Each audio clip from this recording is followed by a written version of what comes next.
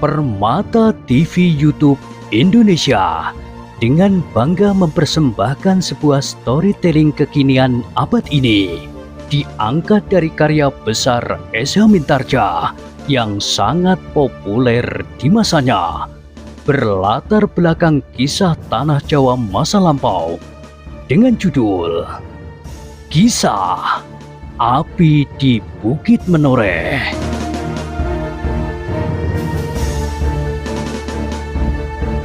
Pada kesempatan yang sangat baik ini, kita masuk pada episode yang ke-550. Selamat menikmati.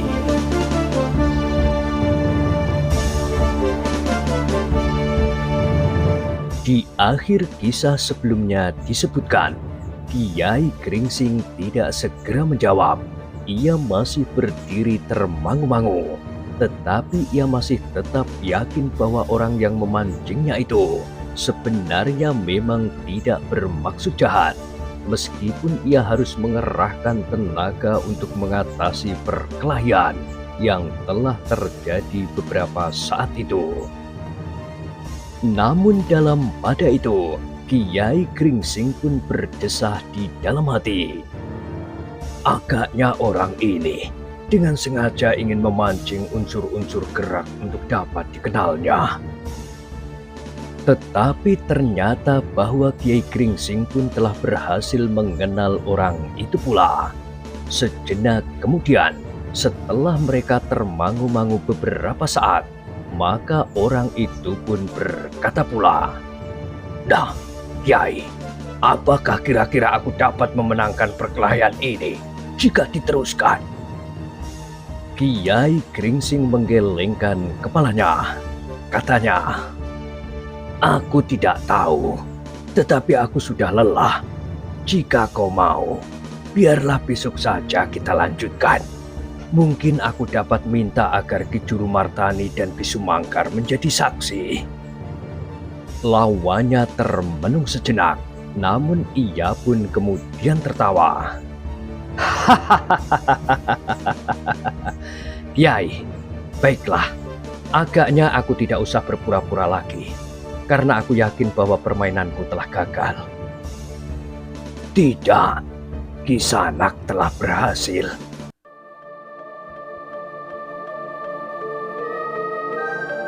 Orang itu masih tertawa, kemudian diusapnya wajahnya, hingga jambangnya pun terlepas. Demikian juga penyamaran yang lain telah direnggutnya sama sekali.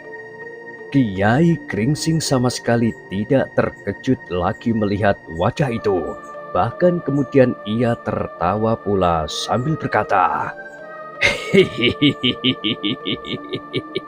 "Ah, sudah pasti bahwa aku berhadapan dengan Joko Raras."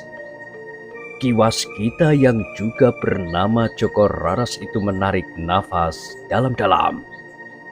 "Mula-mula, aku benar-benar bingung menghadapi Ki Waskita," berkata Kiai Gringsing. "Tetapi akhirnya aku menyadari siapakah sebenarnya lawan yang tidak dapat aku kalahkan ini." "Tentu bukan begitu, Kiai," sahut Ki Waskita. Ternyata bahwa Kiai memiliki kelebihan yang hampir tidak dapat terbayangkan sebelumnya. "Ah, tentu tidak. Aku tidak mempunyai ikat pinggang yang mampu melawan anak panah Panembahan Agung. Cambuk Kiai tidak kalah dahsyatnya. Panembahan Alit yang memiliki ilmu kebal dapat Kiai kalahkan. Menurut penilaianku, Panembahan Alit justru lebih berbahaya dari Panembahan Agung bagi Kiai, karena secara pribadi, Kiai dapat melepaskan diri dari pengaruh ilmu semuanya." "Iya, hanya untuk diriku sendiri," sahut Kiai Gringsing. "Seperti yang pernah aku katakan kepada Raden Sutowijoyo, bahwa aku dapat menguasai indera wadahku dan menghapuskan bayangan semu. Tetapi tidak lebih dari diriku sendiri. Aku tidak dapat mempergunakan ilmuku untuk mempengaruhi orang lain." dan itu agaknya telah membuat Kiai menjadi sempurna. Adakah orang yang sempurna di muka bumi ini? Bertanya Kiai Gringsing tiba-tiba. Tentu tidak, Kiai, jawab Ki Waskita. Tetapi Kiai adalah orang yang tidak ada duanya. Seperti juga Ki Waskita. Ki Waskita mempunyai kelebihan tersendiri, dan itulah wujud kita masing-masing. Kita masing-masing mempunyai kelebihan dari orang lain, tetapi juga kekurangan-kekurangan. Sehingga karena itu, maka tidak seorang pun yang berhak menyebut dirinya orang yang paling mumpuni di dunia ini. Mungkin seseorang memiliki kelebihan yang tidak terjangkau di bidang ilmu kanuragan, tetapi orang lain yang sama sekali tidak pernah bersentuhan dengan ilmu kekasaran semacam ini memiliki kelebihan yang tidak dapat kita jangkau pula. Misalnya keluhuran budi dan pengabdian beralaskan kasih yang tulus. Ki Waskita mengangguk-anggukkan kepalanya. Katanya, Kiai benar, dan Kiai mempunyai banyak kelebihan daripada aku yang masih terlampau dipengaruhi oleh persoalan lahiriah. Karena itulah, maka Kiai tidak tertarik kepada ilmu semu seperti yang pernah aku pelajari dengan tekun. Justru karena Kiai terlampau jujur, sifat kesatria yang ada di dalam diri Kiai agaknya telah menahan untuk tidak berbuat licik seperti yang pernah aku lakukan. Sebagai seorang kesatria, Kiai menghadapi lawan dengan dada tengadah, tanpa kebohongan dan kepura-puraan. Ah, tentu bukan begitu. Dan Ki Waskita pun telah berbuat tidak seperti itu dengan ilmu yang mengerikan itu. Ki Waskita tersenyum, lalu katanya, dan ternyata tidak sia-sialah perjalananku sampai ke tempat ini. Ketika aku mencari Kiai ke Padukuhan Induk di Menoreh, ternyata Kiai telah berada di Mataram, sehingga aku pun kemudian menyusul Kiai kemari. Begitu penting? Penting sekali.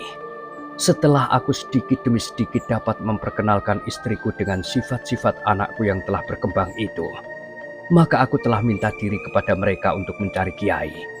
Tentu saja, aku tidak pernah mengatakan bahwa cara inilah yang telah aku pilih untuk menemukan Kiai. Bukan saja Kiai Gringsing atau Kitanumetir, tetapi aku melihat ciri-ciri dari perguruan yang pernah aku kenal sebelumnya.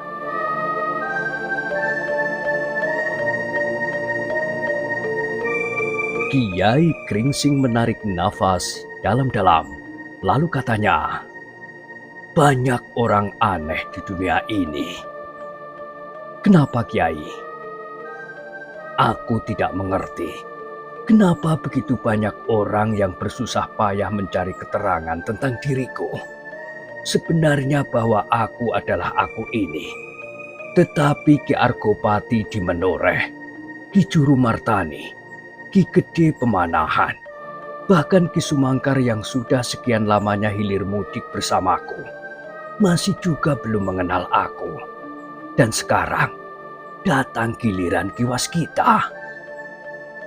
Ki Waskita tersenyum, kemudian terdengar ia tertawa tertahan-tahan. Dalam keremangan malam nampak Ki Waskita mengusap wajahnya yang berkeringat. Itu pertanda bahwa Kiai memang menyimpan rahasia. Jika tidak, maka kita semuanya tidak akan bersusah payah mencari keterangan tentang Kiai. Berkata Ki Waskita kemudian. Itulah anehnya, sahut Kiai Gringsing. Seandainya ada rahasia apapun padaku, maka apakah aku ini orang yang demikian penting, sehingga Ki Waskita dan bahkan Ki Jurumartani merasa perlu untuk bertanya tentang sesuatu yang tidak aku mengerti. Kini Ki Waskita tertawa lebih keras. Katanya, mungkin kami memang ingin mengetahui apa yang Kiai tidak mengetahui. Tetapi apakah Kiai secara kebetulan saja sampai ke tempat ini? Kiai Gringsing mengerutkan keningnya, lalu ia pun tertawa pula. Katanya, Ki Waskita tentu akan bertanya, kenapa aku mengenal isyarat yang Ki Waskita perdengarkan? Bukankah begitu?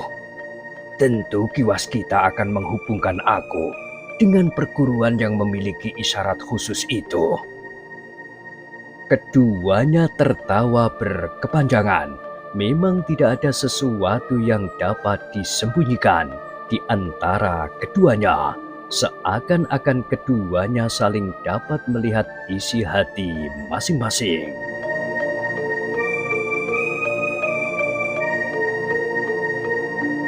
Meskipun demikian, Ki Waskita pun kemudian berkata, "Demikianlah Kiai. Aku harus heran bahwa Kiai mengenal pertanda khusus dari perguruan itu." Jadi Ki Waskita, murid dari suatu perguruan yang memiliki isyarat khusus itu untuk saling mengenal. Kiai tentu tahu bahwa aku bukan murid dari perguruan itu. Tetapi Kiai tentu akan bertanya, kenapa aku mengenal pertanda itu? Iya. Kenapa Ki Waskita mengenal pertanda itu? Aku mempelajarinya dari seorang sahabat. Jadi agaknya tidak semua orang yang mengenal pertanda itu adalah murid dari perguruan yang memilikinya. Bukankah begitu? Dan aku pun tidak mengenal perguruan itu sama sekali. Yang membawa aku kemari adalah tanggapan naluriah. Aku mendengar sesuatu yang asing bagiku, sehingga aku menjadi curiga. Itulah sebabnya maka aku pun segera mencarinya. Mungkin isyarat itu datang dari pihak yang tidak senang melihat Mataram berkembang. Ternyata aku keliru. Isyarat itu datang dari Ki Waskita. Kiai, berkata Ki Waskita, di Mataram ada orang-orang yang memiliki kelebihan-kelebihan tersendiri, seperti yang Kiai katakan. Ki Gede pemanahan, tetapi agaknya Ki Gede baru sakit. Ki Juru Martani yang mempunyai indera yang sangat tajam, bukan saja indera lahiriahnya, tetapi juga indera batinnya. Ki Sumangkar, dan mungkin juga Ki Demang Sangkal Putung. Tetapi kenapa mereka tidak berpendapat seperti Kiai? Kenapa mereka tidak menganggap bahwa mereka telah mendengar suara yang khusus? Padahal tentu sulit bagi kita untuk menyangka bahwa Ki Juru Martani yang memiliki ketajaman pendengaran melampaui Aji Sabto Pangrongo itu tidak mendengarnya. Kiai Gringsing menarik nafas dalam-dalam, tetapi ia pun kemudian menjawab, mereka tentu mendengarnya. Tetapi mereka bukan orang yang hatinya sekecil menir seperti hatiku. Mereka adalah orang-orang Linuwe yang tidak perlu mencemaskan apapun juga, termasuk suara itu. Bahkan seandainya ada bahaya sekalipun, mereka tidak perlu gentar. Tetapi aku tidak. Aku selalu dibayangi oleh kecemasan, karena aku tidak mempunyai kepercayaan kepada diri sendiri. Ki Waskita memotong. Itu adalah ciri Kiai Gringsing selama ini. Merendahkan diri sendiri dan seolah-olah tidak akan pernah dapat menolong diri sendiri. Tetapi Kiai lupa bahwa sifat itu pun dimiliki oleh sahabatku yang memberitahukan isyarat yang aneh dan yang ternyata telah menarik perhatian Kiai. Oh, Ki Waskita benar. Aku pun mendengar tentang isyarat itu dari seseorang yang demikian. Kiai Gringsing tertawa dan Ki Waskita pun tidak dapat menahan tertawanya pula. Ki Waskita, berkata Kiai Gringsing kemudian, sudahlah, jangan membuat aku bingung. Aku tidak mempunyai persoalan apapun yang aku sembunyikan, baik terhadap Ki Waskita maupun terhadap Ki Gede Pemanahan. Baiklah Kiai, berkata Ki Waskita. Tetapi aku masih ingin mengatakan bahwa sahabatku adalah seorang murid dari 2 perguruan atas izin kedua gurunya. Gurunya yang seorang adalah seorang yang memiliki sikap dan watak yang mantap dan bersungguh-sungguh. Tetapi gurunya yang lain adalah seorang yang senang bergurau. Keduanya memiliki ilmu yang berbeda, tetapi luluh menjadi satu pada sahabatku itu. Kiai Gringsing mengerutkan keningnya, tetapi di dalam gelapnya malam, perubahan wajah yang hanya sekejap itu tidak dapat dilihat oleh Ki Waskita, dan Ki Waskita pun melanjutkan. Tetapi ternyata sahabatku itu tidak seorang diri.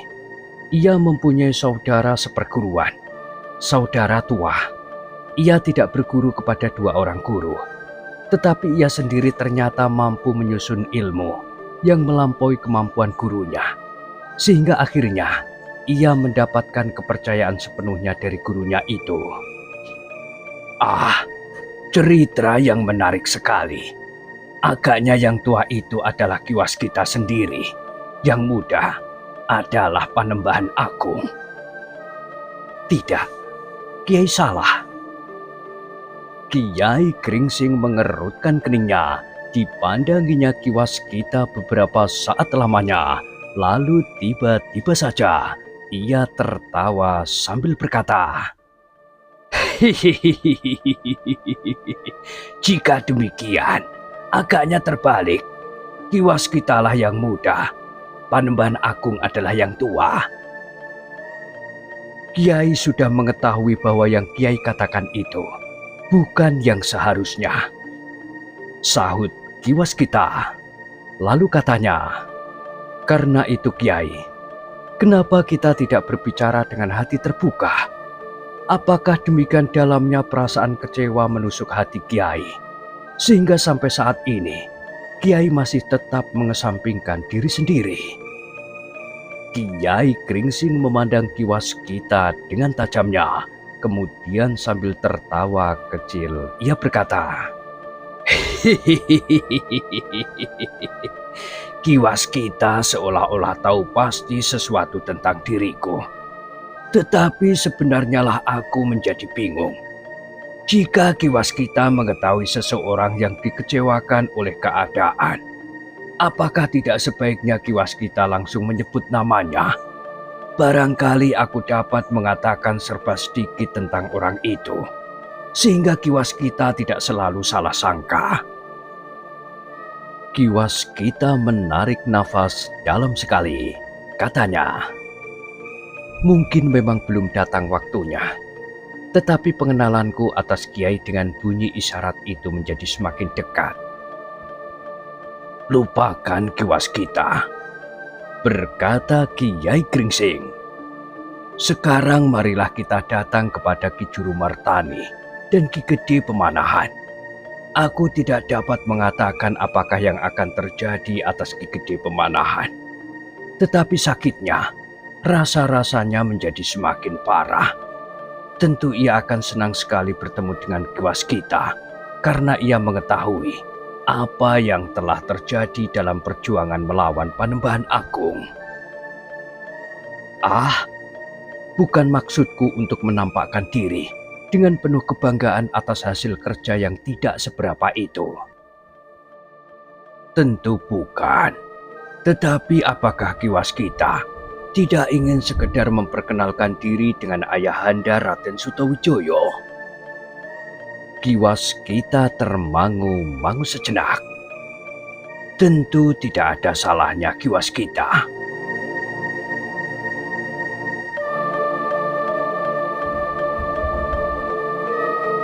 Ki Waskita masih merenung, namun kemudian ia berharap bahwa jika ia dapat bertemu dengan Ki Gede Pemanahan dan Ki Juru Martani, maka ia akan dapat berbicara serba sedikit dengan keduanya, juga dengan Ki Sumangkar.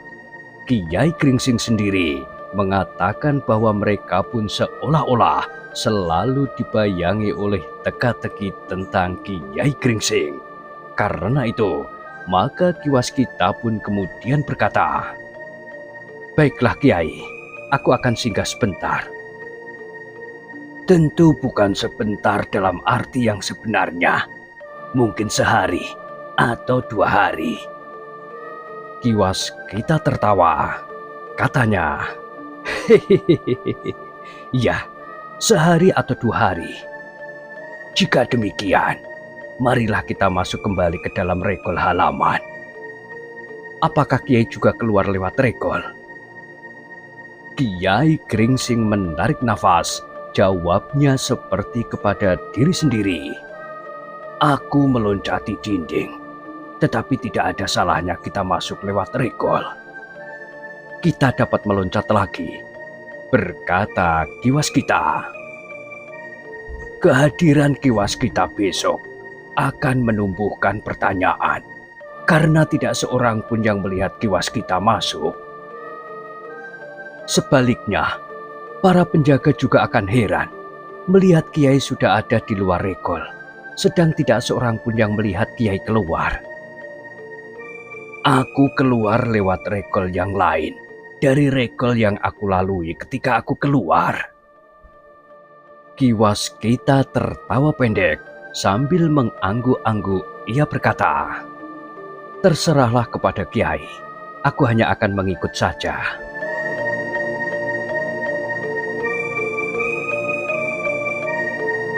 Demikianlah, maka keduanya pun kemudian berjalan ke rumah Ki Gede Pemanahan. Seperti yang dikatakan oleh Ki Waskita, para penjaga regol menjadi heran melihat Kiai Gringsing sudah berada di luar regol.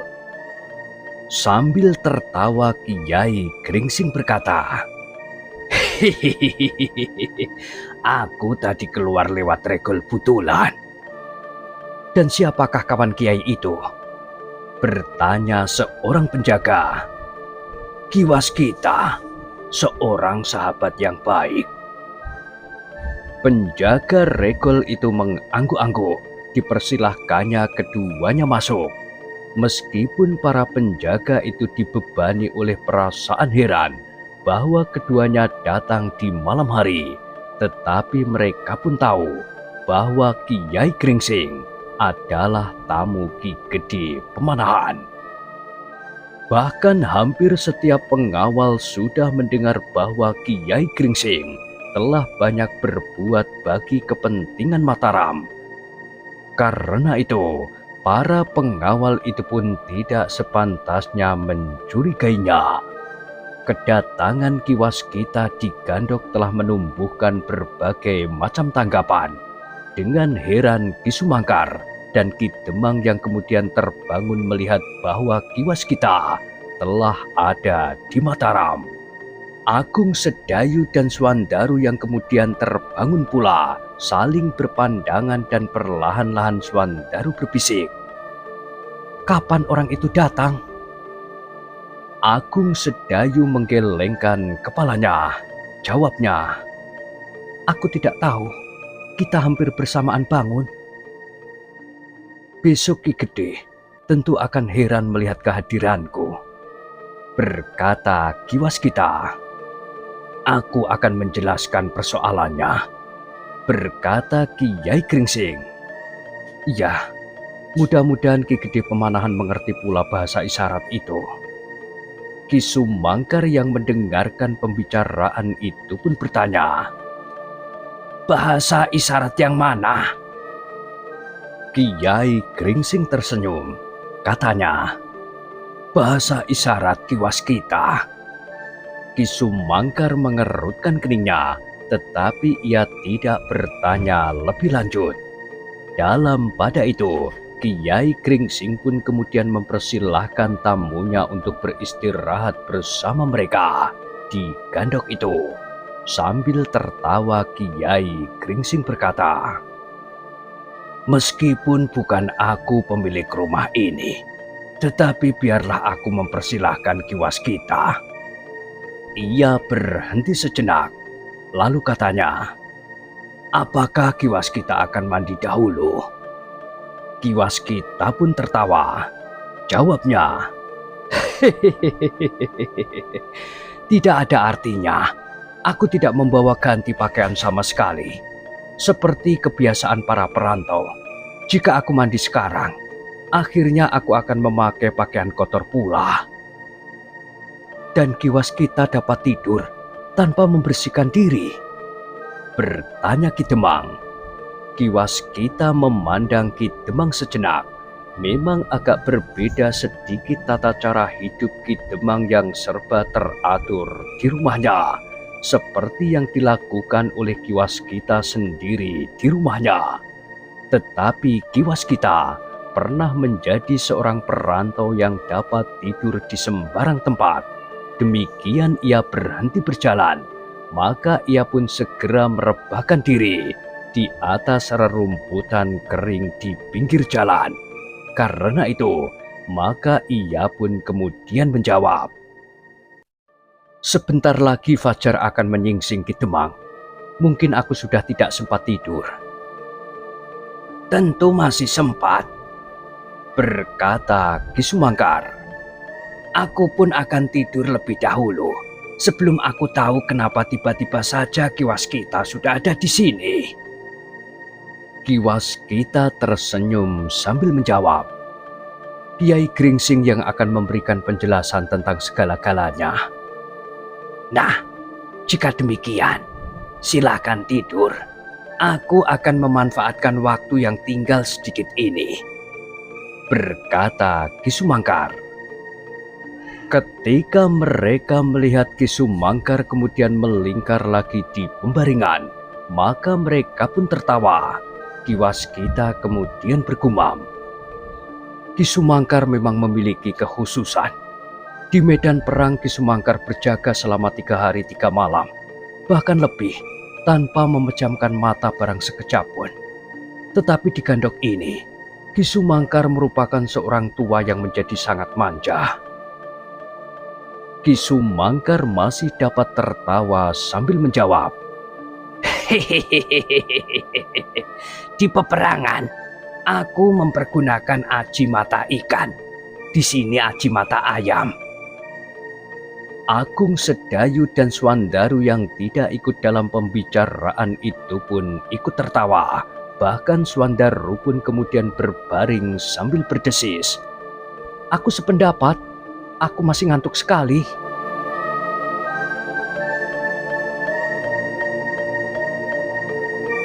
Sejenak kemudian, maka mereka pun telah kembali berbaring di tempat masing-masing.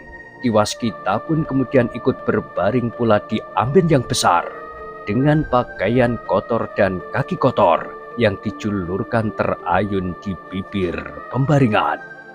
Tetapi mereka tidak dapat tidur terlampau lama, karena sejenak kemudian mereka telah mendengar ayam jantan berkokok untuk yang terakhir kalinya di malam itu.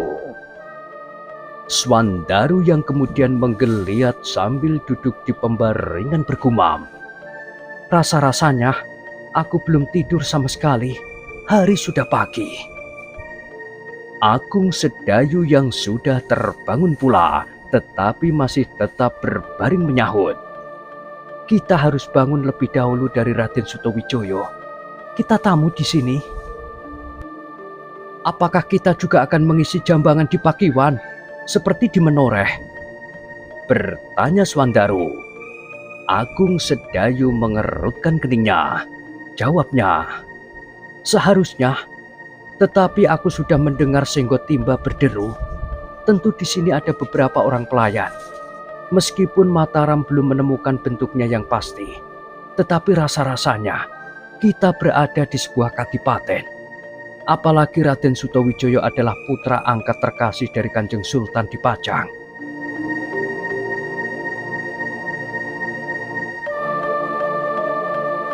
Swandaru mengangguk-angguk, lalu katanya, "Jadi kita harus berbuat apa?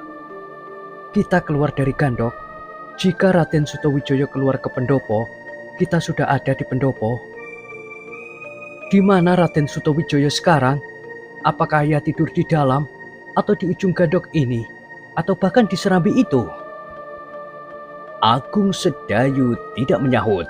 Ia pun kemudian bangkit dan sambil mengusap matanya ia pergi ke pintu. Tetapi ketika pintu itu terbuka, Agung Sedayu terkejut. Ia melihat Raden Sutawijaya duduk di amben di serambi gandok itu seorang diri.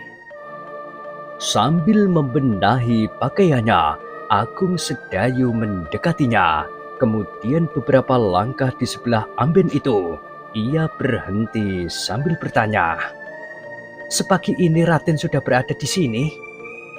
Raden Sutawijaya memandang Agung Sedayu sejenak, lalu katanya, "Ketika kau meninggalkan Regol masuk ke dalam gandok, aku kembali berada di Regol. Jadi Raden tidak tidur sama sekali?" Raden Sutawijaya menggeleng. Katanya, "Aku menunggui ayahanda beberapa saat. Itulah yang akan aku katakan kepada Kiai Gringsing." "Kenapa dengan ayahanda Raden?" "Tidak apa-apa. Ayah masih selalu tersenyum, tetapi pernafasannya nampaknya agak lain." "Kenapa Raden tidak memanggil Kiai? Aku tidak ingin mengganggu. Guru juga hampir tidak tidur semalam. Barangkali sekarang guru sudah siap pula untuk menghadap jika Raden memerlukan." Raden Sutawijaya termangu-mangu sejenak, tetapi dalam pada itu Kiai Gringsing sudah berada di pintu. Katanya, "Aku memang akan segera menghadap Raden. Maksudku, jika sudah terang. Tetapi jika perlu, aku dapat menghadap sekarang." Raden Sutawijaya memandang Kiai Gringsing sejenak. Nampak wajahnya menjadi sangat murung. Matanya seakan-akan tidak lagi bercahaya seperti biasanya. "Marilah Raden, tetapi biarlah aku berkemas sejenak. Dan biarlah aku membawa tamu yang tentu akan menarik sekali bagi Ki Gede Pemanahan," berkata Kiai Gringsing kemudian. "Siapa?" "Silahkan Raden menunggu sejenak. Aku akan membawa tamu itu ke Pakiwan sebentar, membersihkan diri dan kemudian menghadap." Sejenak Kiai Gringsing menghilang di balik pintu, namun sejenak kemudian ia pun muncul lagi bersama seseorang yang disebutnya Ki Waskita. Raden Sutawijaya terlonjak. Ki Waskita tersenyum. Katanya, "Selamat pagi Raden, barangkali aku mengejutkan." "Menyenangkan sekali. Seperti yang dikatakan oleh Kiai Gringsing, kedatangan Ki Waskita akan menggembirakan hati ayahanda. Setiap kali ayahanda mengatakan bahwa ayahanda ingin bertemu dengan orang-orang yang sudah banyak berjasa bagi Mataram, termasuk Ki Waskita. Ah, apakah jasaku yang berarti? Tanpa Ki Waskita, Panembahan Agung merupakan hantu bagi Mataram. Tidak, jika Kiai Gringsing masih ada, maka Panembahan Agung bukan orang yang berbahaya. Jika Kiai Gringsing berhasil bertemu seorang dengan seorang, maka semuanya akan dapat diselesaikan." "Ah," sahut Kiai Gringsing, "jangan berlebih-lebihan. Tetapi adalah suatu kenyataan bahwa Ki Waskita telah melakukannya. Sekarang, marilah kita membersihkan diri sejenak, kemudian kita akan menghadap."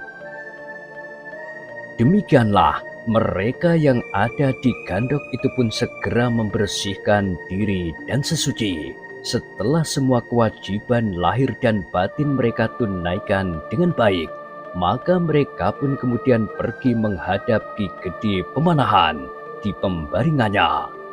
Meskipun matahari masih belum terbit, sehingga pagi masih disaput oleh kegelapan dan rerumputan masih dibasahi oleh embun, kehadiran mereka di bilik Ki Gede Pemanahan itu benar-benar telah menarik perhatian.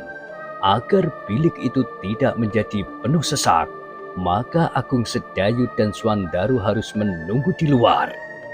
Ki Juru Martani yang sudah ada lebih dahulu di bilik itu pun kemudian mempersilahkan tamu-tamunya mendekat. Ki Yai Gringsing, Ki Sumangkar, Ki Demang Sangkal Putung, dan masih ada seorang lagi.